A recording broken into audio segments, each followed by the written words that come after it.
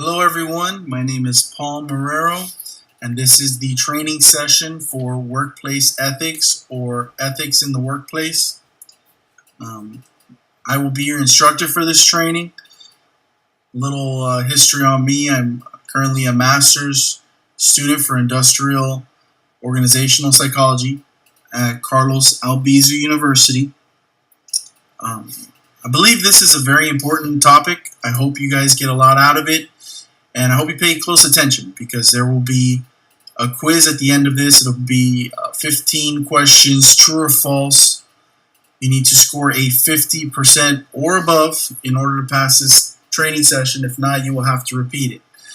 So let's get into it. I hope you enjoy it, and here we go.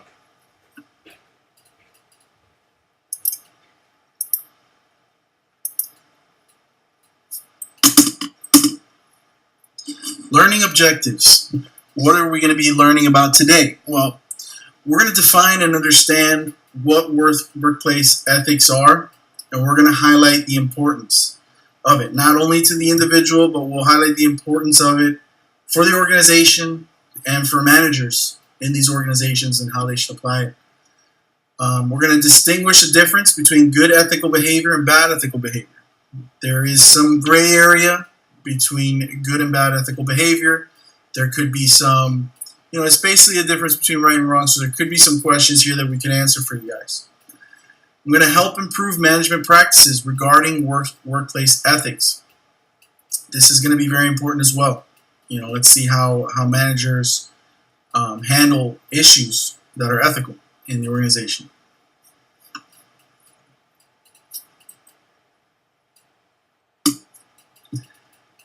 What is ethics?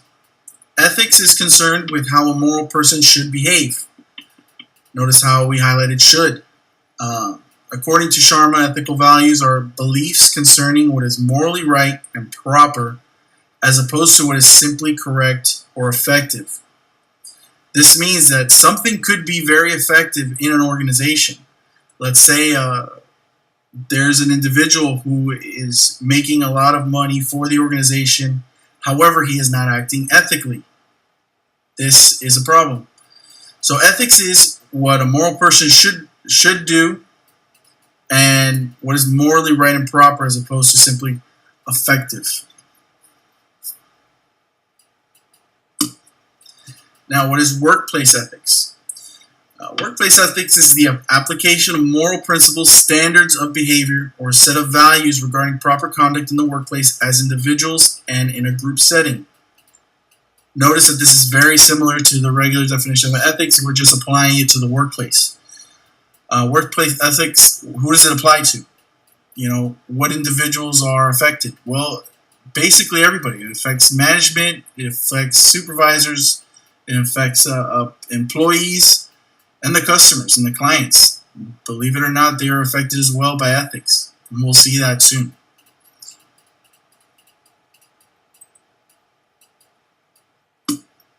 What are some common workplace ethics issues? Well, time management. Are you dependable? Are you punctual? It's ethical to be on time and to manage your time so you get the most out of your day and the most for your organization. Responsibility. Being held accountable. Are you a responsible person? Are you going to work and doing what you're supposed to do? Integrity and loyalty. These are very important. Integrity means everything to an organization. It's what they base a lot of their hiring practices on. Teamwork. Are you a team player? Do you work well with others? And a positive attitude. This is extremely important. Positive attitude can mean a lot of things to the organization and to your peers in the organization. Professionalism. And this kind of goes with, dependability and all these kind of can go on. Be a professional, professionalism. Dress accordingly, do the things you're supposed to do, and you will be ethical.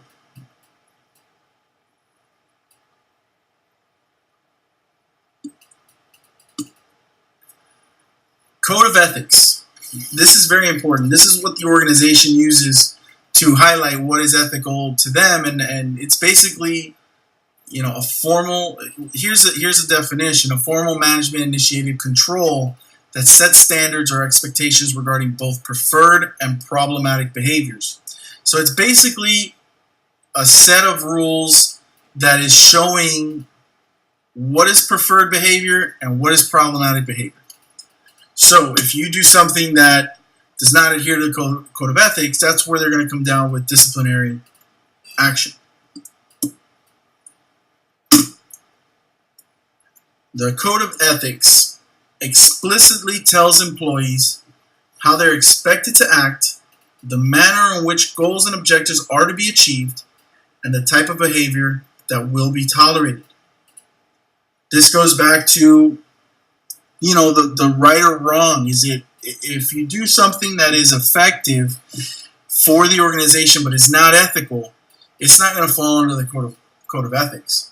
And it's something that transcends the organization. Clients and customers look at the ethics of the organization, and they base a lot of their decision making of whether they want to invest in the company or not. So a written code of ethics is perhaps one of the most important influences on a firm's ethical clients. Absolutely. Climate.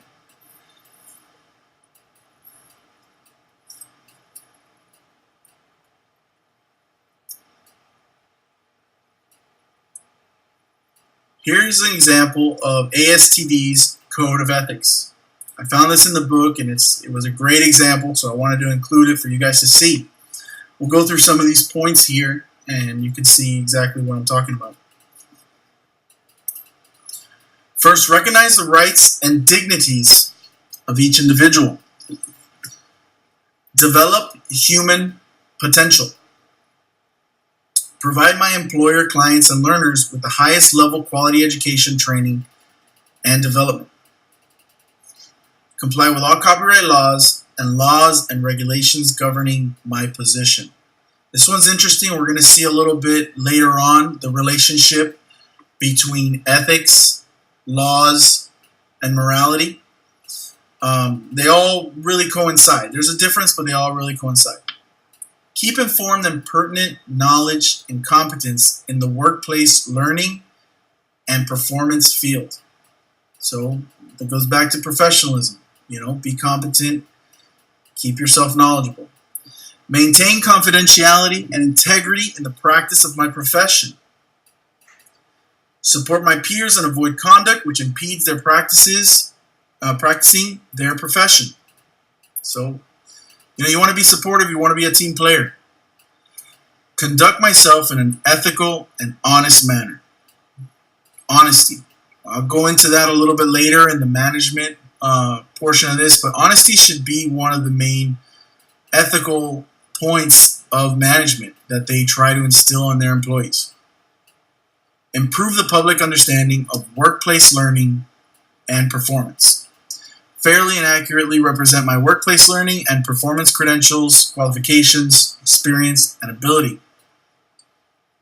Contribute to the continuing growth of the profession. Why do we need workplace ethics? Here's a nice little right or wrong type of picture. Here's some of the reasons for an organization to really focus on workplace ethics and the individual, to be honest. It sets the rules. What do I mean by that? In the organization, you saw the code of ethics. So it sets the rules of conduct that are right and wrong for the organization and the individual. And one set of moral expectations applies to everyone. So it makes it universal. It makes it apply to everyone. That includes upper management. That includes regular management, owners, everybody. The code of ethics applies to everyone. It makes it clear when someone violates the ethical code, they must be held responsible for their actions. Again, that applies to everyone. And it shows the customers that, these actions are going to be taken seriously.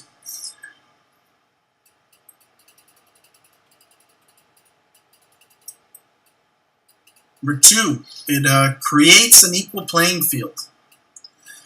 It helps level the playing field when it comes to employee conduct. Now, this is a really important part of it when we get towards the part of bullying and difference of power within the organization. There's people who hold a greater amount of power than let's say a upper management versus a regular sales representative. This code of conduct and workplace ethics evens the playing field for everyone. They all have to adhere to this. It makes it clear what is acceptable behavior and unacceptable behavior.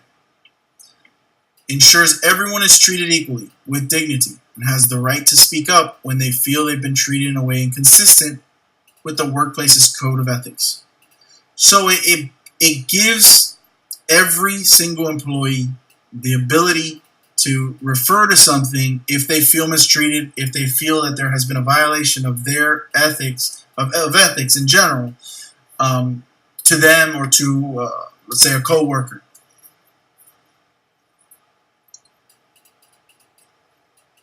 Reasons for workplace ethics: enhanced reputation. What do I mean by this? We see it all the time now with social media and with the news outlets and everything. If you violate ethics in an organization, the public is going to know. The clients are going to know. The customers are going to know. And if you don't deal with it the right way, it's going to affect your bottom line. It's going to affect your business. So, by having a code of ethics, by adhering to these workplace ethics, ethical standards will make business reputation more favorable with customers and clients. Customers know that any breach of workplace ethics will be disciplined and not tolerated. This is very important. The discipline aspect of this is very important. It goes back to leveling the playing field. If an employee, no matter who it is, violates these code of ethics, they need to be disciplined. If they are not, if there is a different set of standards for certain employees, this could reflect negatively on the company. It could reflect negatively within the workplace, with other employees. So this is very important.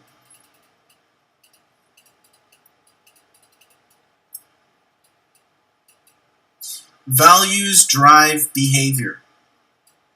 This is my favorite part of the reasons for workplace ethics. Shared set of values by entire staff creates environment for value-driven behavior. It encourages behavior consistent with organization's value system. It's a great example of the golden rule. Treat others as you would like to be treated. Positive actions are contagious. If you follow workplace ethics, if you have good ethics in the workplace, if you are professional and you are on time and you do everything that you are supposed to do, and you're not abusive or bullying to anybody, and you're doing all the things right, it's contagious. Your coworkers, your management, they're going to see what you're about. You'll get promotions, and other people are going to treat you the way you want to be treated. They will treat you correctly and ethically.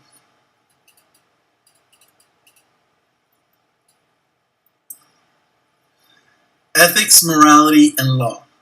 Here I'm just going to define morality and law. I'm going to get into it. You'll see it in the next slide, what I mean by ethics, morality, and law. Morality, a set of beliefs about right and wrong that are often codified by a culture or group, associated with personal point of view of values.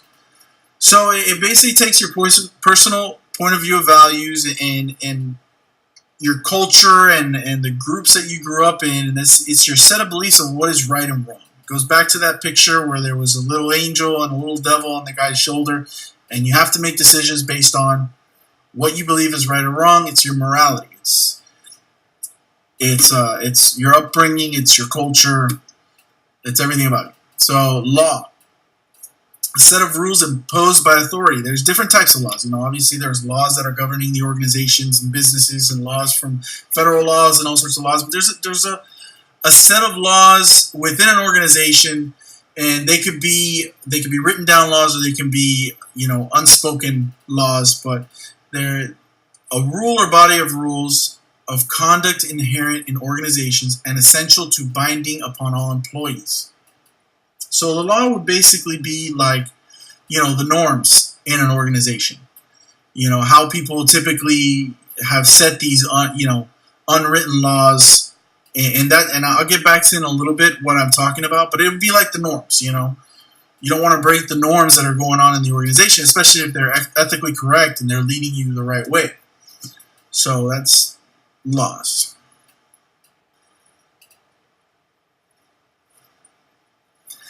I really like this diagram here.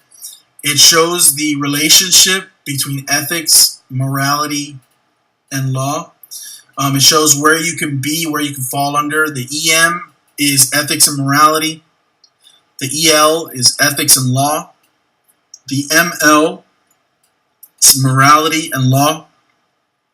In reality, the organization and the individual, you always want to fall in the ethics, morality, and law category.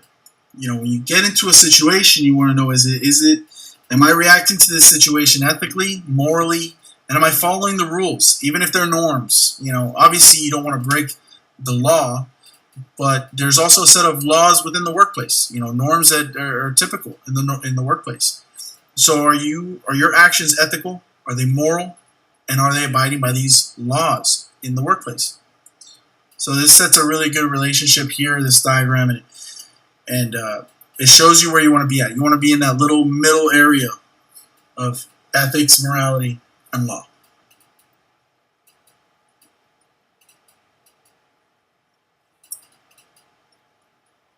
Here's a continuation explanation of that last diagram.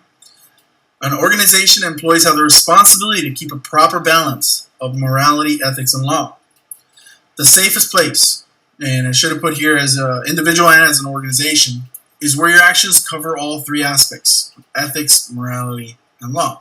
Now, the little sections that were ethics and morality and law, morality and law, that didn't encompass all three of them, there are exceptions to the ethics, morality, and law. There's sometimes you have to act ethically and morally, but it does not necessarily go with that work life, the norms, the workplace law that is established. There's sometimes that you're doing everything right as according to what the norms are in the organization, the law that the workplace has set, and you find it moral. You find it like you've made the right decision, but it wasn't ethical, either how you reach that decision or the final decision. So it's a slippery slope, ever changing.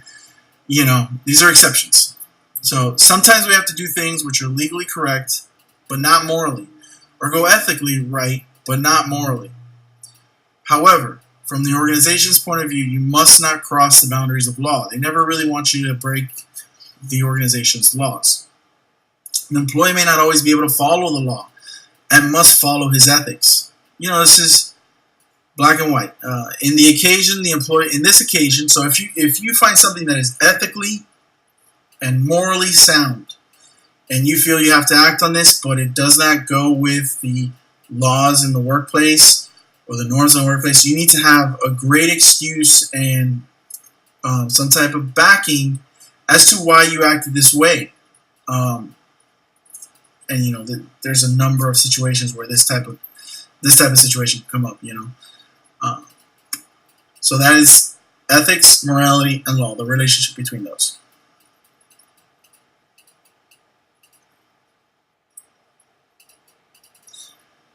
Now we're getting into behaviors. Whichever organization you're in, there's always a set of behaviors that you can do. We obviously want to act ethically. So what are the good workplace ethic behaviors? Well, one is being respectful of the space of other employees. Okay? And we'll go into this a little bit more later on, but there's a lot of social media now, online-based things that are, you might be respectful of the space of your employees while you're at work, but you're not respecting their space online or after work with social media, things like that. So just as we go through these good workplace ethics behaviors, just keep that in mind, that, there's a big social media aspect to all of these also right now, and online aspect to all these as we as we progress in technology. Keeping conversations professional. This is, black and white. You want to keep conversations professional in the workplace. Demonstrating professional courtesy in meetings. And this goes back to teamwork and punctuality and, not disrespecting anybody in a meeting. Remaining poised in difficult situations. This is not necessarily easy at all times. Personally, I've been a sales representative, and there's a lot of times where upper management, they put a lot of pressure on you, and they're expecting goals to be hit, and all sorts of situations arise where your blood gets going, and you could say some pretty nasty things, or you can act out, or you can blow up on your coworker. You must remain poised throughout difficult situations. And I promise you, if you do that, you will also reap the benefits, because your manager, your coworkers, they will see that you remain cool under pressure. And everybody wants to be around somebody like that. And everybody looks up to somebody like that. Approaching each difficult situation with diplomacy. So keep an open mind. Don't judge when you get into a difficult situation immediately. Use a little bit of diplomacy. Understand that sometimes saying nothing is better than saying something. This is very important. A lot of times people think they're justified to say something that they should not. And it's just best if you don't have, this goes back to when you're a kid. If you don't have something nice to say, don't say anything at all.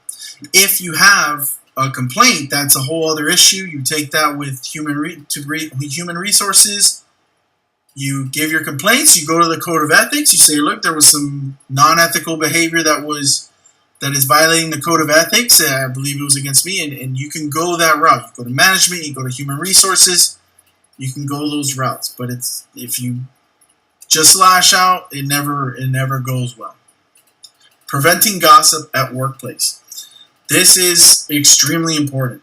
Men and women both, there's always gossip in the workplace. He said, she said, talking about this person behind this person's back. That is always a recipe for unethical behavior. If you have a discrepancy with somebody, you bring it up again. You can bring it up to HR. You can bring it up to your manager. You can have a sit down with that person and speak about it. But gossiping, and also this goes back to integrity. Integrity, and can you keep the information of the organization to yourself?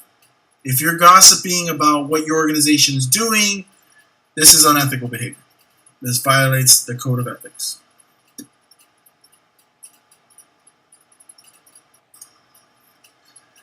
Unethical workplace behaviors. So I basically listed a bunch of behaviors that could be unethical. Maybe, when we first started this training, I told you that there was going to be some gray area and a couple of, if you weren't sure about what is, good or bad behavior. Here's some examples of some bad behavior, and maybe you've done it before and you can reflect on it. And I'm always I'm going to be available after the training session. I can answer any questions, but let's go through some of these unethical or bad workplace behaviors. Interrupting an ongoing conversation with a personal question. This is just it's you don't do it. Using a loud voice in common areas. Now, some people are louder than others. I come from a Hispanic family, so I understand that. But obviously, there's people that in the organization, you can't take that to work. There's people in the workplace who are trying to get work done. And if you're loud and you're talking about, things after work and it's just not ethical. It doesn't allow the other person to get their work done. And this kind of relates to this picture I put in the slide. Using slang or other derogatory comments. Derogatory comments are not ethical in the workplace at all. You want to stay away from any derogatory comments. And slang and language, again, a slippery slope. You start using certain language, it slips out one time, then it slips out another time, then you start using it more often. And although you might think that, your manager is okay with it and your coworkers are okay with it, I assure you that eventually all that catches up to you. Eventually, people do not like when you're using foul language or slang or derogatory comments, and they hold it against you, subconsciously or consciously. Disregarding the feelings of others. I mean, this one is just black and white. You can't, you have to be sensitive to people's feelings, especially in the workplace. Everybody has to work together and get along. Being a part of a clique. This happens a lot in the workplace. People formulate friends outside of work and they bring it into the office. Just be aware of it. If you're part of a clique, you don't really want to be. You want to be You want to be working with everybody. So don't be part of a clique.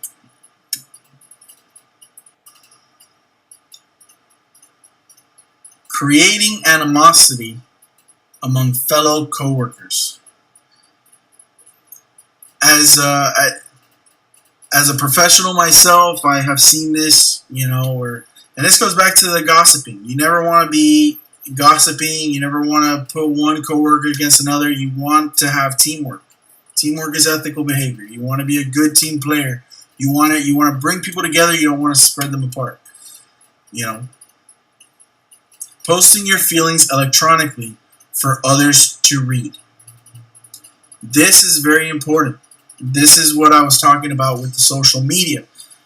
I have an example. A couple years back, I was working for a pharmaceutical company, and we had a sales representative on my team who, at work she wasn't doing very well, and but her behavior at work was okay. She went home and on social media, on Facebook, started saying how she's using up all her vacation days because she hates this company and she can't wait to leave.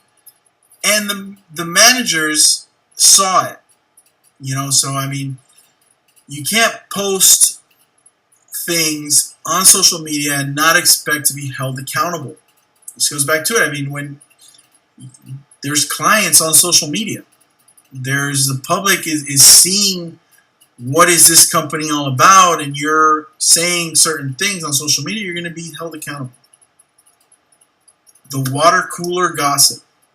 This is the old school social media problem. That everybody in the workplace starts gossiping again. Just stay away from gossip.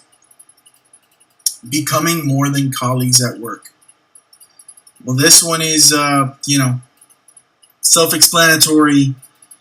Your colleagues at work, if you happen to see these people outside of work, just keep it professional. This goes completely with professionalism. Becoming more than colleagues at work, it can create issues. It can create issues with management, with coworkers, jealousy issues, gossip.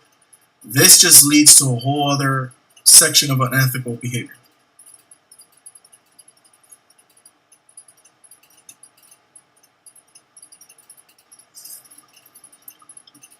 Workplace bullying. I included a little bit of bullying because it's an issue that people are taking more seriously. There's a lot more research on this issue, bullying at the workplace. Bullying in the workplace, it's unethical. It's a form of extreme unethical behavior. So I wanted to include it and just kind of give you guys a little bit of information on what workplace bullying is, and how to recognize it and how to avoid it. So, bullying at workplace means harassing, offending, socially excluding someone, or negatively affecting someone's work tasks. In order for this to be considered bullying, it has to occur repeatedly, regularly. So this could be every day, this could be weekly, this could be monthly, but it has to be repeatedly over a period of time. Typically 6 months or more. So, I mean, if you get to 6 months, though, there's a problem. You should report bullying as soon as possible to human resources. Even if it's your manager, if you feel like you need to sit down with your district manager or with human resources and explain, hey, look, this is what's going on. So bullying is an escalated process in which the person confronted ends up in an inferior position and becomes the target of systematic negative social acts. Bullying can happen in many ways. Bullying can be from a coworker. Bullying could come from your manager. Bullying could come, like I said, online. You can get online bullying from coworkers and from other people. These statistics were on a U.S.-based survey. 47% of U.S. employees have experienced some form of bullying over a 2-year period. This type of bullying, typically what they are talking about is from managers or from coworkers. You know, when your manager speaks to you in an unethical way or yelling at you or anything like that and trying to belittle you, you know, into an inferior position, and it's systematic, there's a problem. You should report it immediately, seek help from human resources or from your coworkers.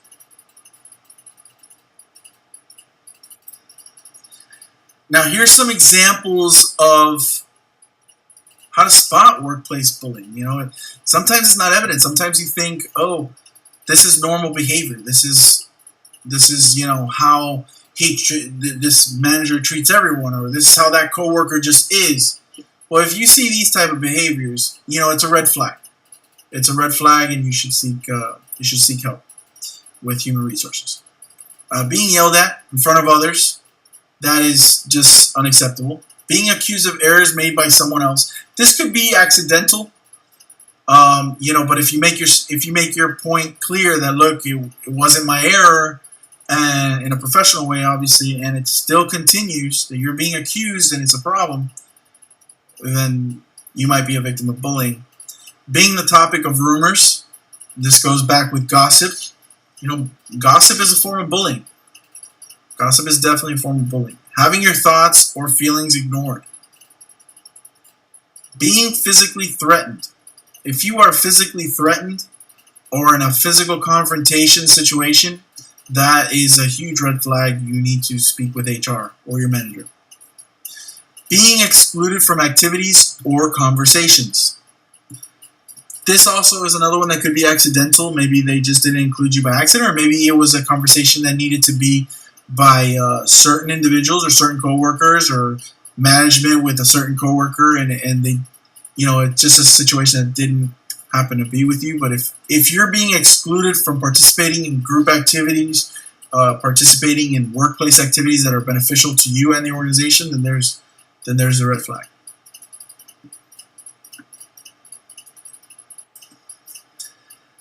Sexual harassment, another extreme form of unethical behavior. I mean, it's unacceptable. I just wanted to touch upon it briefly. I believe there's another training completely on sexual harassment, and with you know, with everything going on these days in the media and things coming out, I thought it'd be great to touch upon it here in the training sessions. So, sexual harassment is defined as any unwelcome sexual advance, request for sexual favors, or conduct of a sexual nature in relation to the person harassed in circumstances where a reasonable person would have anticipated the possibility that the person harassed would be offended, humiliated, or intimidated. So what does this mean? It's any type of sexual advances in the workplace. It goes back to, you know, keep things professional among colleagues, among coworkers. If you're making sexual advances, it's sexual harassment.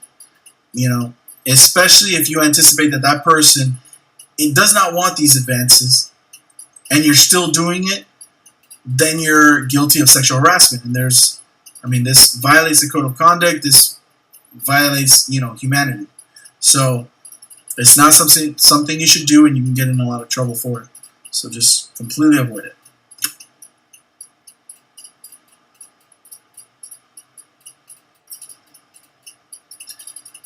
here is a form of sexual harassment I found very interesting. There's not a lot of research on it yet, but there has been. It's kind of a lingo word, textual harassment. It's sending offensive or inappropriate text to coworkers. Okay, so that is not okay either. Whether it's during office hours or after, this is still a form of harassment. And I'm not just talking about sexual inappropriate text, but if you are bullying over text or if you are threatening over text, any sort of harassment, is a problem with this digital age. So this digital form of harassment is repeated and unsolicited. So like sexual harassment, it has to be something that is systematic. It's something that the person does not want, or shall I say like bullying, systematic, and that the person does not want these text messages you're sending. It's a form of harassment.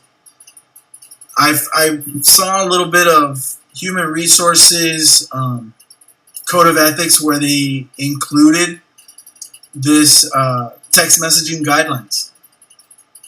This day and age, text messaging is a form of communication by coworkers and to the clients, and so there's a set of policies that they should include in the code of ethics and the code of conduct.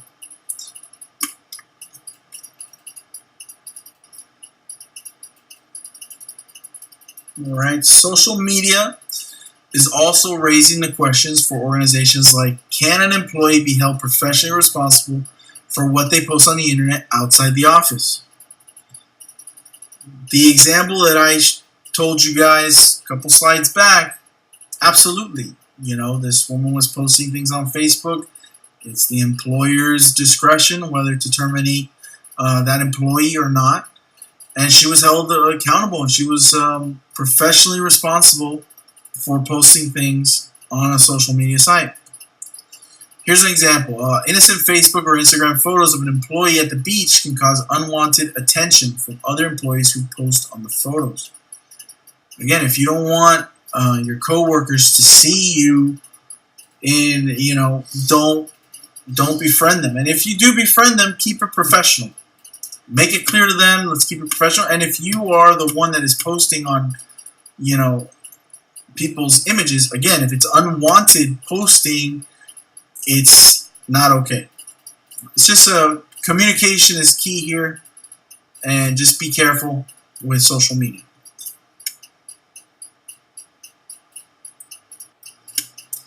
Managing ethics in the workplace. So, what are some guidelines for managing ethics? Communicate the company's ethics policy clearly to the employees through regular meetings. Now, this could be in performance reviews. Anytime if you do quarterly, if you do monthly, if you do semi-annually performance reviews, as a manager, you should communicate, the ethics policy, bring up any issues you may have had in that quarter or in that year, and make it clear that, bring out the code of conduct, go over the ethics policy, and do this systematically, continually, so that the employees know what the rules are, what right and wrong is, what is ethical, what is not ethical, and how you expect them to behave, and what are the repercussions for violating them. Review the rules and the reasons for them.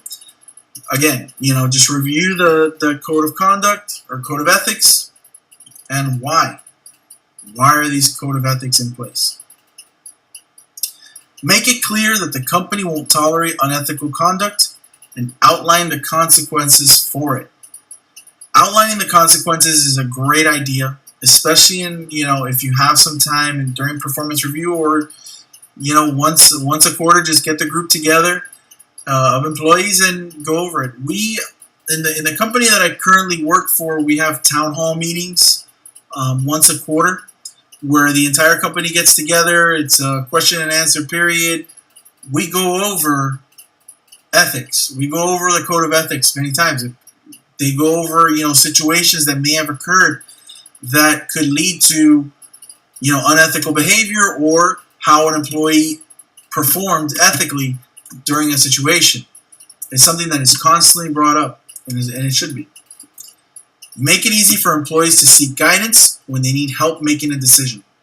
This is extremely important. An open door policy for management and for HR needs to be in place. Employees must feel safe to ask questions if something is ethical, moral, or against the law. Again, that goes towards the ethics, morality, and law slides that we had before. Make it easy for them to find the answers.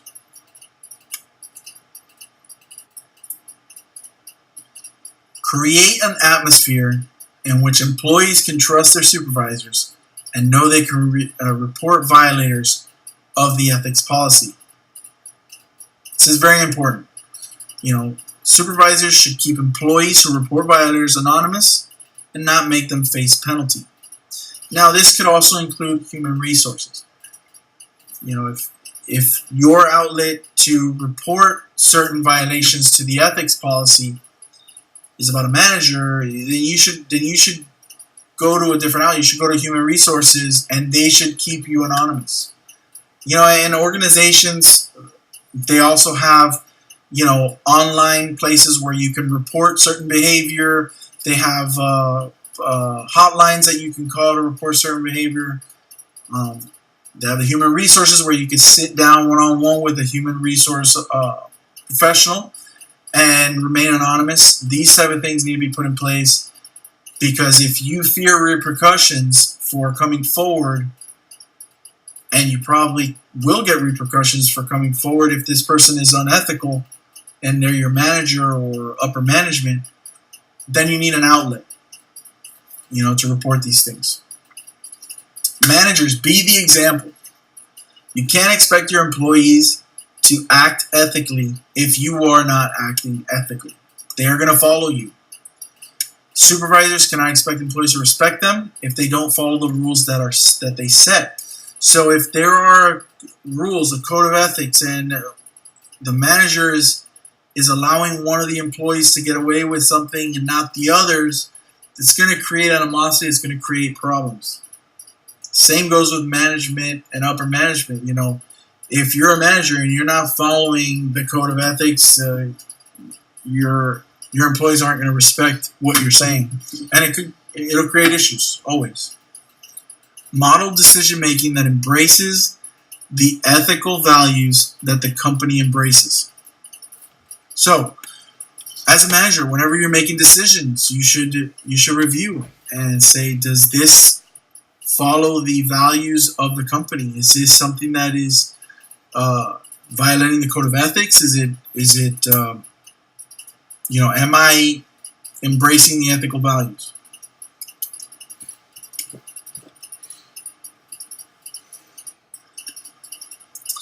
This is a great section. It's some tips for managers and supervisors regarding workplace ethics.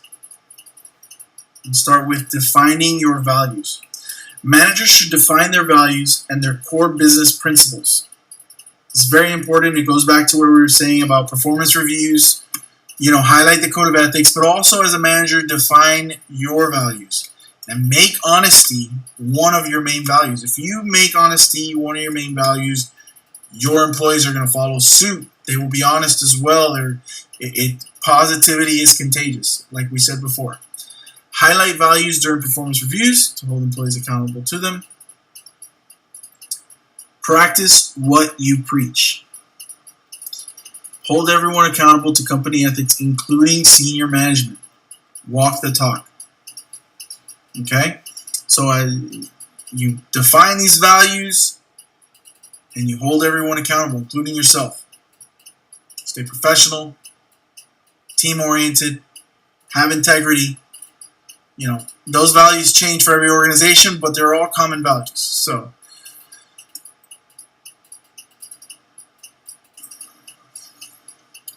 integrate ethical workplace behaviors into performance criteria. Instill in leaders that high performance means high integrity. And what do I mean by this? If you have an employee who performs well, but their behavior is questionably unethical, do not promote this person. If you know that they're not participating in ethical behavior, don't promote them. It's going to create animosity between the team. It's going to look bad on you as a manager that you are allowing this type of behavior and still promoting this individual. So if you want an individual to be a leader and they are, their ethics are in question, sit them down. Go over the code of ethics. Go over their behavior. Give them examples of their behavior where they could have done something differently. Do it during the performance review. And don't promote that person to a leadership role until they grasp what is ethical behavior in the workplace. Watch out for slippery slope. Organizations get in trouble when they allow unethical behavior because it is a small issue. If it's unethical, it's unethical. There's no large or small about it. If it's unethical behavior, and there needs to be a sit down, a talk. Why was it unethical, and repercussions. If you allow, that was just a small issue, it's okay. The next small issue, it's okay. It's going to get bigger and bigger. It's a slippery slope. And when do you hold any of your team accountable as a manager? So watch out for the slippery slope. No matter how big or how small the issue, you must act upon it. You must rectify the behavior. Businesses must be firm on their intolerance of dishonest or unethical behavior.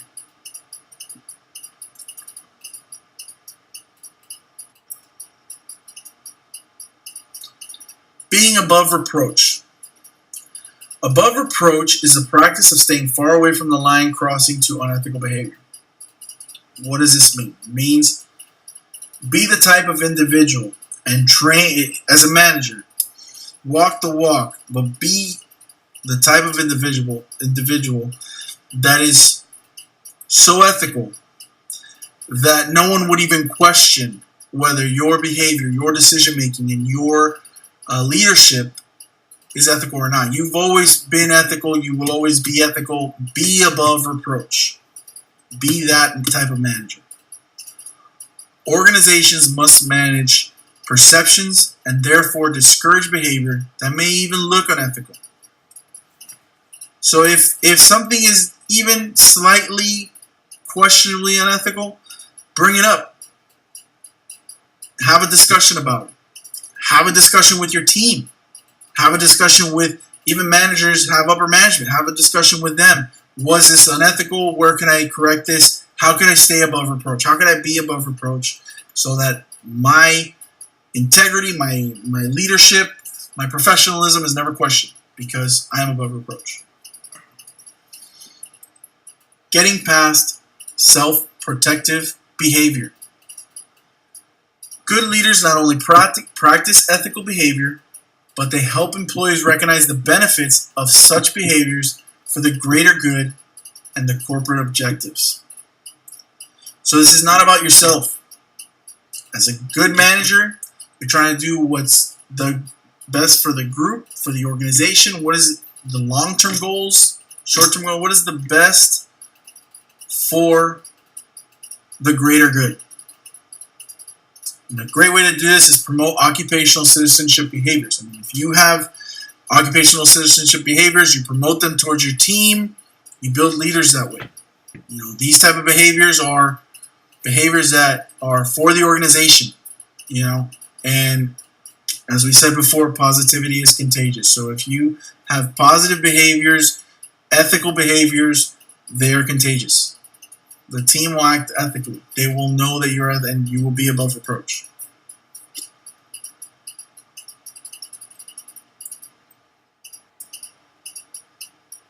Scenario-based ethics training. I thought this was very interesting. I think it's very beneficial. When an organization is in their hiring process and even during their performance reviews, this is a great way to bring up what are good and bad ethical, behaviors. What are examples of some situations that are, in a gray area where you're not sure if you're doing the right thing or the wrong thing. It's a great way if you bring up real life scenarios from your own company or from other companies. You talk about it, you have a discussion, and you lead your employees in the right direction. So, studying real life ethical situations and dilemmas can help employees. How? It increases their awareness of the ethical issues they may confront in the workplace. It identifies ethical situations when they occur, helps them identify ethical situations when they occur. It helps them learn how to properly analyze and resolve ethical dilemmas. It helps them make sound ethical decisions and implement them effectively in the work environment. So it's a great strategy. Here's a great example of an ethical, scenario-based ethics training. I found this online. I thought it was a great example. Here it gives you 3 scenarios to go through. You can find resources like this online or in different places and use it as a manager, or even if you're an employee and you're unaware of the difference, and you've never seen any ethical scenarios and you're new to the workplace. Start with these, scenario-based ethics training. Scenario 1, and then it understanding the risk, sample discussion questions. So this is great because it breeds a great discussion. What does the code say about this scenario? How would it appear to coworkers? All right, and then here applying code policy. So how does it apply to the code of ethics? And then solving the situation.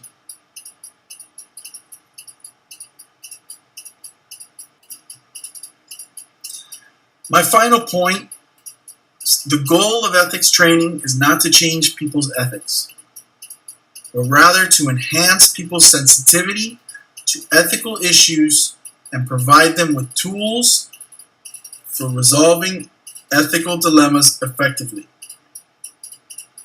Okay? So it's teaching you, this whole training is about teaching you ethics so you can make the right and wrong decision. So you can make the moral decision, the ethical decision correctly, be professional, and have a great working relationship with your coworkers and with your managers. Okay? So that is my training of workplace ethics. I hope you enjoyed it. I hope you had a great time and you learned something new. There will be the quiz, 15 questions, true or false, after this training. I hope that you absorb the information. Also, I will have a brief Q&A period right after the training is done. You can see me personally. I will be taking questions and answering questions, and we will go through everything I highlighted on this presentation. Also, if you see here, these are my references of where I got the information. So a great place to see. If you look up any one of these, you can have some great information on workplace ethics and bullying and sexual harassment. And thank you very much. I had a great experience. I hope you enjoyed it, and have a great day.